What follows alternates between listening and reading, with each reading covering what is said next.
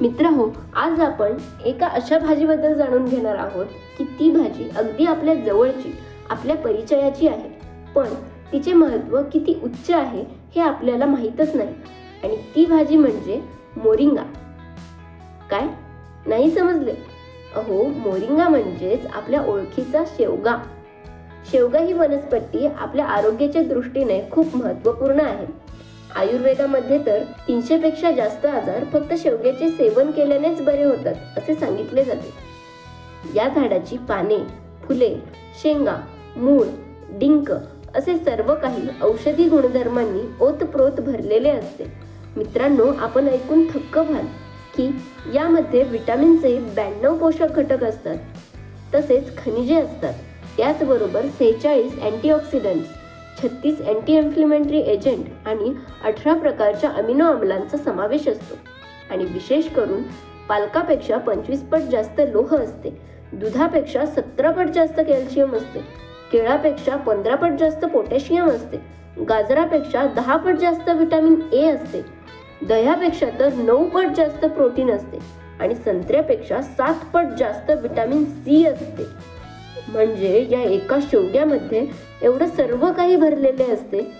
हे आमच्या गुरूंकडून ऐकल्यावर मला सुद्धा पहिल्यांदा आश्चर्यच वाटले.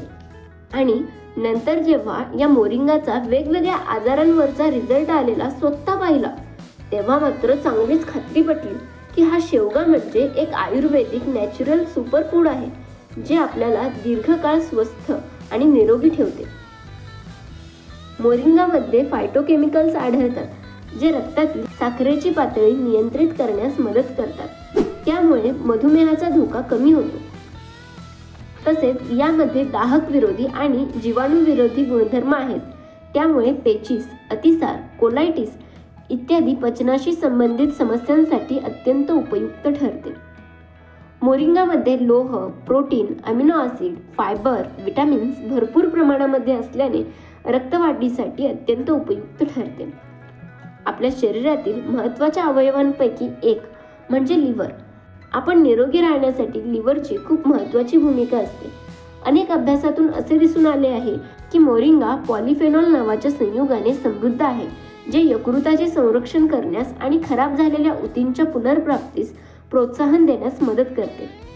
या मोरिंगा म्हणजेच शेवग्यामुळे आपल्या शरीरातील ऑक्सिडेटिव्ह ताण कमी होतो.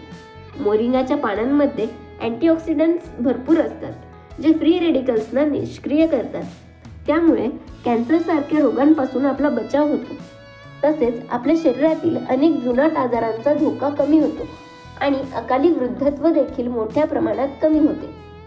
शेवग्याची पाने शरीरातील वाढलेले कोलेस्ट्रॉल कमी करतात. त्यामुळे हृदयरोगाचा धोका कमी होतो. आपली त्वचा जर रुक्ष निस्तेज झाली असेल तर आपल्यामध्ये व्हिटॅमिन ए ची कमी असते. मोरिंगामध्ये व्हिटॅमिन ए मुबलक प्रमाणात असते. याचे सेवन केल्याने किंवा बियांचे तेल त्वचेसाठी वापरल्याने सौंदर्य टिकून राहते.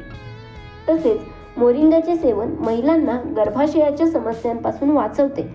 पुरुषांमध्ये शुक्राणूंची संख्या वाढवण्यासोबतच ते त्यांचे वीर्य घट्ट करण्यास देखील मदत करते. यामुळे बद्धकोष्ठतासारख्या समस्यांपासूनही आराम मिळतो. एवढेच नाही तर मूत्रपिंड आणि मूत्राशयाच्या समस्या असलेल्यांनाही आराम मिळतो. कावीळमध्ये सुद्धा याचे फायदे दिसून येतात. तसेच मोरिंगा हे आर्सेनिक विषारीपणापासून सुद्धा संरक्षण करू शकते. तर मित्रांनो, आता आपण पाहूया की या मोरिंग्याचे सेवन कोणाकोणासाठी वर्ज्य आहे. 1.